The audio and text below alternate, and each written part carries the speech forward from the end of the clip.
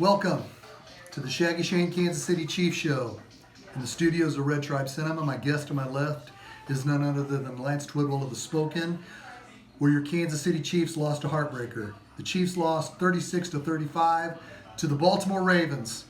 And there's a lot of fingers to be pointed.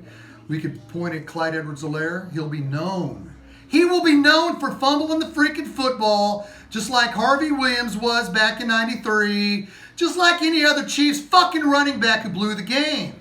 I know people may think, hold on, Shaggy, you're being too hard on him. Greats like Marcus Allen and Thurman Thomas have all known for fumbling, still have had Hall of Fame careers. Yeah, but we're talking right now. Clyde Edwards-Helaire, you freaking fumbled the football. This is on you. And it's also on the defense who gave up, 260 yards. I'm sure Lance will say here in a second the yardage that he's gave up, the Chiefs defense gave up on the ground as a whole. This is a frustrating loss across the board because we had incredible touchdown passes to Demarcus Robinson, Byron Pringle, Travis Kelce. There's no way the Chiefs should have lost this game, but the defense continues. The defense continues to struggle. Last week we thought, it was because we didn't have Tyrann Mathieu or Frank Clark on the field. They were back this week, and Tyrann Mathieu even had a pick six and another interception. It wasn't enough. This is a frustrating loss. We're 1-1. The Los Angeles Chargers come to Arrowhead next week. But Lance, what did you take away from today's game? Coming into this week on our show at the Spoken Podcast, I said that I expected this to be a shootout because you have the Ravens coming off an embarrassing loss to the Raiders, a game they shouldn't have lost. They're coming back home feeling good about themselves in front of their home crowd, so you know they're going to give energy, and against the Chiefs, you're going to get your A effort. Lamar Jackson, I have as the Offensive Player of the Year this year before the seasons began. He showed why. The problem, though, is that it wasn't shocking me how the Ravens were scoring because I believed they were going to do that all along. It was the fact that when the Chiefs got pushed, they didn't push back. You didn't see any resilience from the defensive side. In fact, they got worse from one week to another, and they were not good against the Browns. And like Shaggy said, losing Tyrann Mathieu for a week is always going to suck, especially since that was the first time they played without him since 2018. But out here against the Ravens, outside of two throws that Lamar literally threw right to Tyrann as if he was the initial target, the Chiefs' defense was atrocious tonight. There was no stopping anything Lamar Jackson was doing on the ground or in the air. There was nothing the Chiefs could do to stop him. And that showed all night long. Patrick Mahomes wasn't great tonight in the last drive of throwing the pick, and the fact that I think that Andy Reid did something that I think is unforgivable. I know that Clyde's the one that turned the ball over, and I think he obviously holds a certain level of responsibility. But I'm actually going to put this one on Spags and Andy Reid for the most part tonight because of the fact that when you have Patrick Mahomes, who's not only the greatest player in the world, but he was having such an incredible game going on into that drive outside of one bad pass. For me, I think it's very simple. I think it's very plain. You let him decide how this game ends. If Patrick Mahomes loses the game, I'm okay with that because you let the best player in the world dictate that. You're in field goal range. Patrick Mahomes can get a couple more passes. Travis Kelce was open all night, allowing them to run the clock down through the air.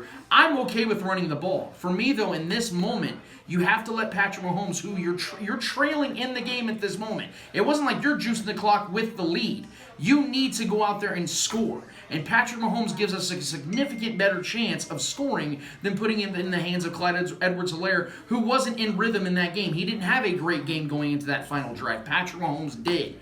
I would have much preferred that Andy Reid allowed Patrick Mahomes to dictate that. It's a really shitty game to see. I am worried about the Chiefs' defense. I know Clay and I were talking earlier about the fact that they are going up against two of the best rush attacks in the NFL. The problem, though, is I don't feel it's because of the Ravens and Browns that they were able to run so well. 251 yards on the ground. There is no defense that should allow that type of performance on the ground if you're going to be a respected defense. Right. That's a problem. The Chiefs have a real problem at defense. I know Willie Gay will be back soon, but is Willie Gay a cure-all? I don't know if that's the case because he can't stay healthy in himself. It's a very frustrating loss against a team the Chiefs have yet to lose to in the Mahomes era. It's ironic that the first interception Patrick Mahomes throws in his 430 pass attempts to that point in September games is also the game they finally lose in September with Patrick Mahomes. They got a tough challenge coming up against them next week against another team that just lost in frustrating fashion against the Cowboys today in the Los Angeles Chargers. That's going to be a fun one to see at Arrowhead next week. I'm critical, and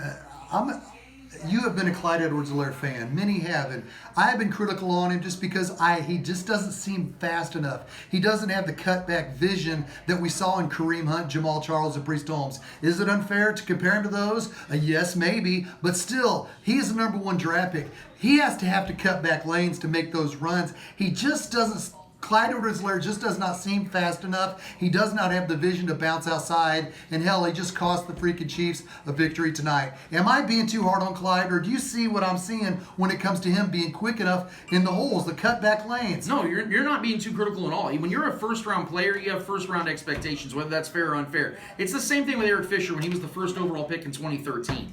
He didn't play well in his first couple seasons, at least to the level of a first overall pick, so people criticizing him was totally fair. When you're a first overall pick on a championship caliber team like the Chiefs, you're expected to perform and perform early. And to this point of Clyde's career, he has not lived up to first round expectation. So you can criticize him, especially in moments like that where you do fumble the ball. Fumble the ball. My point still stands, though, on my side of this, that Clyde does hold responsibility in this, but ultimately it's going to come down to what Andy Reid decides to do, and you got to put the game in the hands of the guy that is leading you where you're at. The Chiefs aren't a Super Bowl caliber team with an average quarterback in Clyde Edwards-Helaire. Right. They're a Super Bowl caliber team because of Patrick Mahomes and Right. what he does, and Patrick was balling tonight. Right. Let him finish the game he started. That's what I'm pissed about the most. What Clyde did was wrong. It was unacceptable. It was a mistake that I know Andy Reid is going to make sure they don't happen again. But if you play that back again, I guarantee you Andy makes a different decision. Right, you have to, because it's in Chiefs Kingdom's mind now. It's in the coaching staff's mind now. You know what? It's in Clyde's mind now, because he's going to think, man, with the game on the line, I fumbled. How does Clyde Edwards-Helaire regroup, rebound, and respond from this crucial, heartbreaking fumble that cost him the game? Yes, the defense, oh my gosh, has to respond. But we've been through this before in 2019. After Patrick Mahomes had that incredible game against the Titans, the defense blew it. This looks familiar, just like that kind of game that from 2 years ago. The Chiefs next week play the Los Angeles Chargers. I have the Chiefs going 14-3 this year. I have them being swept by the Chargers, but beating the Chargers in the AFC Championship game. So the Chiefs have to go out and beat the Chargers next week at home. It's going to be tough. It's going to be tough. The freaking Chargers played the Chiefs tough. As Lance said, they lost a heartbreaking game against the Cowboys today at home. They're going to be coming hungry. The Chiefs, they got to respond next week. Anything you want to say in closing, brother? Yeah, the Chiefs better get galvanized, man. They better get together. They better figure this out. And I think this comes down to coaching. I think Spagnuolo has a very tough job ahead of him, because people thought going into year 3 this was going to be the defense, myself included. I expected Spagnuolo to have his best defense in line. So far, this has been the worst defense the Chiefs have had in about 3 seasons, and I say that confidently. There are makings of a 2018 style defense. I don't want to be that dramatic yet, because that had Bob Sutton attached to it, and we all know how horrible that was. I'm going to give Spags some credit here. I believe that he can work things out. They still are missing a key player in Willie Gay, but there is no excuse for them to give up 251 rushing yards to a team that has an all-pro IR list. Right. I mean, that half of their damn roster is on the IR, and the Chiefs gave up 36 points to that team. Tough loss. We're going to have to rebound next week. For Lance Twidwell of the Spoken, this is Shaggy Shane. Until next Sunday after the Chiefs Chargers, go Chiefs.